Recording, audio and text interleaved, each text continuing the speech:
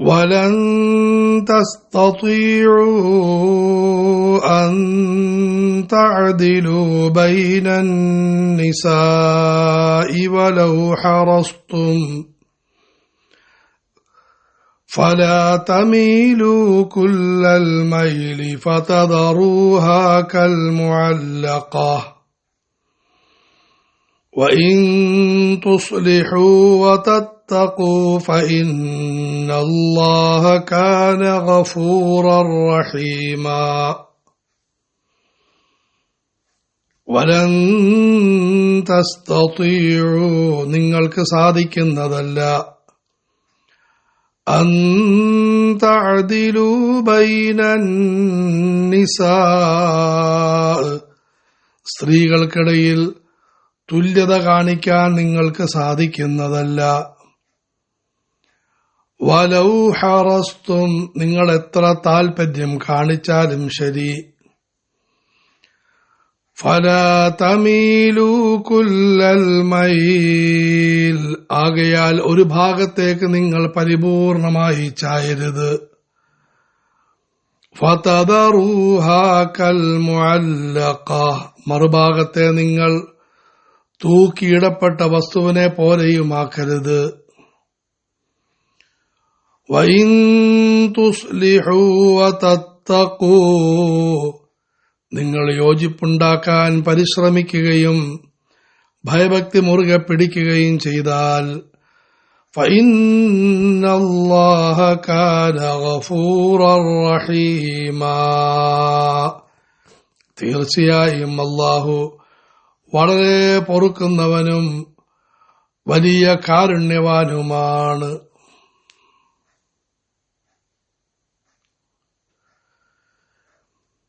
ഇസ്ലാമിക ശരീഅത്തിൽ ന്യായമായ കാരണവും നിർബന്ധിതമായ അവസ്ഥയുമില്ലാതെ പുരുഷന്മാര് ത്വലാഖ് വിവാഹമോചനം ചെയ്യുന്നതും സ്ത്രീകൾ ഖുൽഇന് വിവാഹമോചനത്തിന് ആവശ്യപ്പെടുന്നതും അങ്ങേയറ്റം അതൃപ്തികരമായ കാര്യമാണ്.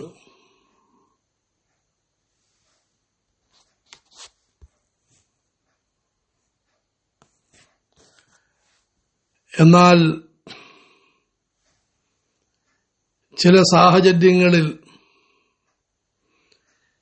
ഇതിന് മനുഷ്യൻ നിർബന്ധിതമാകാറുണ്ട്.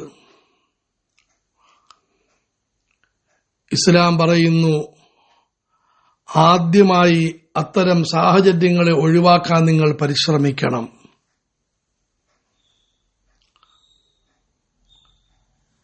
ആ സാഹചര്യങ്ങളിൽ പ്രധാനപ്പെട്ട ഒന്നാണ്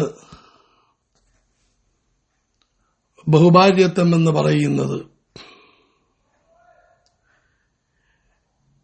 ഇസ്ലാം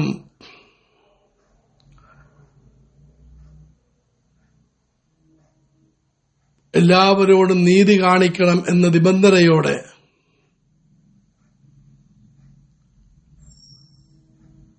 ബഹുഭാര്യത്വത്തിന് അനുമതി നൽകുന്നു. എന്നാൽ പലപ്പോഴും ഇത് വൈവാഹിക ജീവിതത്തിൽ വലിയ പ്രശ്നം സൃഷ്ടിക്കാറുണ്ട്.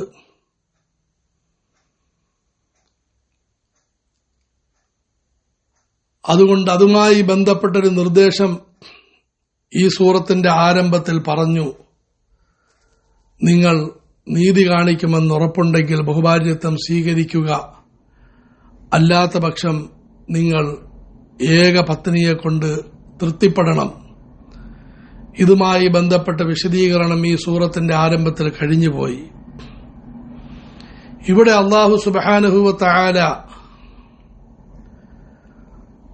നീതി കാണിക്കുക എന്നതിന്റെ വിശദീകരണം പറയുകയാണ്. വലൻ തസ്തതിഉ അൻ തഅദിലു ബൈനൻ നിസാ വലൗ ഹറസ്തും നിങ്ങൾ ഒന്നിൽ കൂടുതൽ ഇണകളെ സ്വീകരിച്ചാൽ എല്ലാവരോടുമുള്ള കടമകൾ നിർവഹിക്കാൻ നിങ്ങൾ സന്നദ്ധമാകേണ്ടതാണ്. എല്ലാവരോടും നീതി പുലർത്താൻ നിങ്ങൾ ശ്രദ്ധിക്കേണ്ടതാണ്. എന്നാൽ നിങ്ങൾ മനസ്സിലാക്കണം, നീതി എന്നത് രണ്ട് അവസ്ഥകളുണ്ട്. ഒന്ന്, ബാഹ്യമായ ബാധ്യതകളിലുള്ള നീതി, ഇത് നിർബന്ധമായിട്ടും വേണം. എന്നാൽ മാനസികമായി ഒരാളോട് ചായ്വ് കൂടുതലാകുന്നത് ഇത് നീതിക്ക് എതിരല്ല.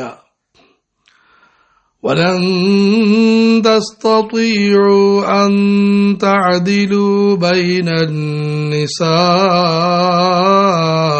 വലൗ ഹറസ്തും, നിങ്ങൾ എത്ര ആഗ്രഹിച്ചാലും താൽപര്യപ്പെട്ടാലും ജനങ്ങളോടെല്ലാം നിങ്ങൾ വലിയ പ്രസംഗങ്ങളും വാദങ്ങളും നടത്തിയാലും ഭാര്യമാർക്കിടയിൽ തുല്യത കൽപ്പിക്കാൻ നിങ്ങൾക്ക് മാനസികമായി പരിപൂർണമായ നിലയിൽ സാധിക്കുന്നതല്ല. ഫലാ തമീലൂ കുല്ലൽ മൈലി ഫതദറൂഹാ കൽ മുഅല്ലഖ, ഒരാളോട് കുറച്ച് മാനസികമായ അടുപ്പമുണ്ടാകാൻ സാധ്യതയുണ്ട്. അതിൽ നിങ്ങൾ കുറ്റക്കാരുമല്ല. അതുകൊണ്ട് ഒരാളോട് പ്രത്യേക സ്നേഹം, ബന്ധം, അടുപ്പം ഒരു കുഴപ്പവുമില്ല. എന്നാൽ പക്ഷേ ശ്രദ്ധിക്കേണ്ടത്, ഫലാ തമീലൂ കുല്ലൽ മൈലി ഫതദറൂഹാ കൽ മുഅല്ലഖ, ഒരാളിലേക്ക് പരിപൂർണമായി ചായുകയും മറ്റേയാളെ തൂക്കിയിടപ്പെട്ട അവസ്ഥയിലാക്കുകയും ചെയ്യരുത്. മറ്റേയാൾ ഭാര്യയാണോ? ഭാര്യയാണ്. ഭാര്യയല്ല. അതായത് പേരിൽ ഭാര്യയാണ്, അവരോടുള്ള ഒരു കടമയും നിർവഹിക്കുന്നില്ല, അവരോട് യാതൊരു അടുപ്പവുമില്ല, അവരെ അല്പം പോലും പരിഗണിക്കുന്നില്ല. ഈ അവസ്ഥയുണ്ടാകരുത്. പ്രത്യേകിച്ചും ഒരു വിവാഹം കഴിച്ചു, എല്ലാവരുടെയും ന്യായമായ ആഗ്രഹമാണ് അവർക്ക് മക്കളുണ്ടാകണമെന്ന്. എന്നാൽ മക്കളുണ്ടായില്ല, അങ്ങനെ മറ്റൊരു വിവാഹം കഴിച്ചു, അതിൽ പടച്ചവൻ മക്കളെ നൽകി.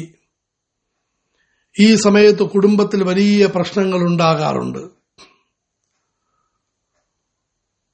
ഒരു ഭാഗത്ത് മക്കളുണ്ടായ സ്ത്രീ ഞാനാണ് എല്ലാമെല്ലാം, ഞാനാണ് ശരിയായ ഭാര്യ എന്നൊരു നാട്യം അവർക്ക് അറിഞ്ഞോ അറിയാതെയോ ഉണ്ടാകും. മറുഭാഗത്ത് മക്കളില്ലാത്ത സ്ത്രീ ഈ രണ്ടാമത്തെ ഭാര്യയെ ഇകഴ്ത്താനും അവരുടെ അവകാശങ്ങൾ ഹനിക്കാനും അവർക്കും പ്രത്യേക ശ്രദ്ധ വരും. ഞാൻ ആദ്യത്തെ ഭാര്യയാണല്ലോ, എന്നോടാണ് കൂടുതൽ കടമയും കർത്തവ്യവും. പ്രത്യേകിച്ചും സ്ത്രീധനവുമായി ബന്ധപ്പെട്ട കലപിലകൾ ഉണ്ടായെങ്കിൽ ഈ കാര്യം രൂക്ഷമാണ്. മറുഭാഗത്ത് പുരുഷനാകട്ടെ പലപ്പോഴും മക്കളുണ്ടായ ഭാര്യയോട് കൂടുതൽ അടുപ്പവും ബന്ധവും കാണിക്കുന്നതാണ്. പ്രത്യേകിച്ചും ആദ്യത്തെ ഭാര്യയെ പലപ്പോഴും മറക്കുകയും അവഗണിക്കുകയും ഒരു വേള നിന്ദിക്കുകയും നിസ്സാരപ്പെടുത്തുകയും ചെയ്യും. ഇതൊന്നും പാടില്ലാത്തതാണ്. സ്ത്രീകളുടെ ഭാഗത്തു നിന്നും ഈ പെരുമാറ്റമുണ്ടാകരുത്. പുരുഷന്റെ ഭാഗത്തു നിന്നും ഇത്തരമൊരു സമീപനമുണ്ടാകരുത്. ഇരുവരുടെയും എന്നല്ല മൂവരുടെയും മാതാപിതാക്കളുടെ ഭാഗത്തു നിന്നും അവരുടെ തെറ്റിനെ പ്രേരിപ്പിക്കുന്ന ഒരു പ്രവണതയും ഉണ്ടാകരുത്. ഫലാ തമീലൂ കുല്ലൽ മൈലി ഫതദറൂഹാ കൽ മുഅല്ലഖ, ഒരാളിലേക്ക് പരിപൂർണമായി ചായുകയും മറ്റൊരാളെ കെട്ടിത്തൂക്കപ്പെട്ട അവസ്ഥയിലാക്കുകയും ചെയ്യരുത്. അവർ ഭാര്യയുമല്ല, അവർ വിവാഹമോചിതയുമല്ല. ഈ അവസ്ഥയിലാക്കരുത്. പിന്നെന്ത് ചെയ്യണം? വഇൻ തുസ്ലിഹൂ, നിങ്ങൾ യോജിപ്പിന് വേണ്ടി പരിശ്രമിക്കേണ്ടതാണ്. പരസ്പരം യോജിപ്പിന് വേണ്ടി പരിശ്രമിക്കണം. ഈ ഭാര്യ ആ ഭാര്യയെ കുറ്റം പറയുമ്പോൾ ഇവരെ ഇളക്കാത്ത നിലയിൽ അവരെ പ്രതിരോധിക്കണം. അവർ ഇവരെപ്പറ്റി കുറ്റം പറയുമ്പോൾ അവരുടെ ദേഷ്യത്തിന് കൂടുതൽ ചൂട് പകരാതെ ഇവരെ തൊട്ടും പ്രതിരോധിക്കണം. ഭർത്താവിന്റെ നിസ്സഹായതയെ സഹോദരിമാരെ തിരിച്ചറിയണം. ഇത്തരം സാഹചര്യത്തിൽ ബന്ധുമിത്രങ്ങൾക്ക് വലിയ പങ്കുണ്ട്. അവർ ബാലൻസിങ്ങിന് വേണ്ടി പരിശ്രമിക്കുകയും യോജിപ്പിന് വേണ്ടി ശ്രദ്ധിക്കുകയും ചെയ്യണം.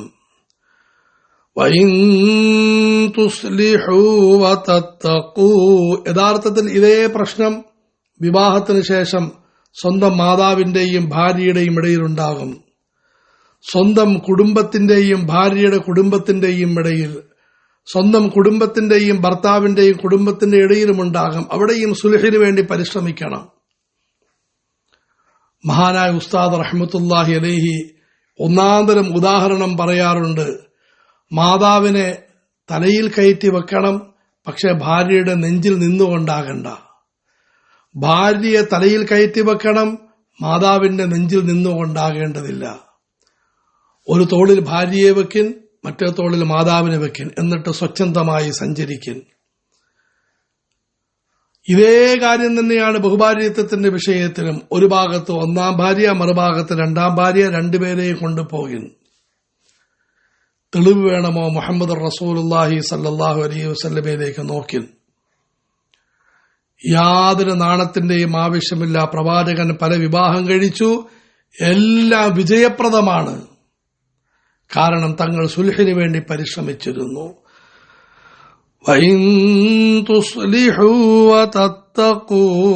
നിങ്ങൾ യോജിപ്പിന് വേണ്ടി പരിശ്രമിക്കുകയും ഭയഭക്തി മുറുകെ പിടിക്കുകയും ചെയ്താൽ, നിങ്ങൾ ഭയഭക്തി മുറുകെ പിടിച്ചു. ഈ ഭാര്യയോടുള്ള പെരുമാറ്റവും ഇതിൽ സൂക്ഷ്മത വേണം. ഈ ഭാര്യയോടുള്ള പെരുമാറ്റത്തിന് സൂക്ഷ്മത വേണം.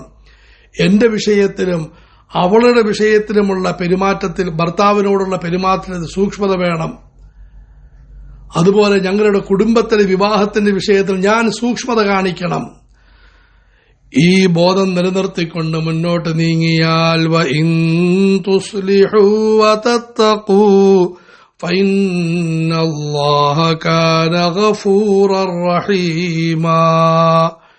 പടച്ചവൻ വളരെയധികം പുറത്തു തരുന്നവനും കരുണയുള്ളവനുമാണ്.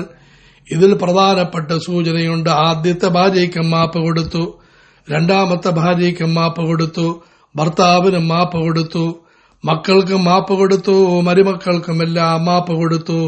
അങ്ങനെ നിങ്ങൾ മാപ്പ് കൊടുത്താൽ പടച്ചവൻ നിങ്ങൾക്കും പുറത്തു തരുന്നതാണ്, നിങ്ങളോട് വലിയ കരുണ കാണിക്കുന്നതാണ്.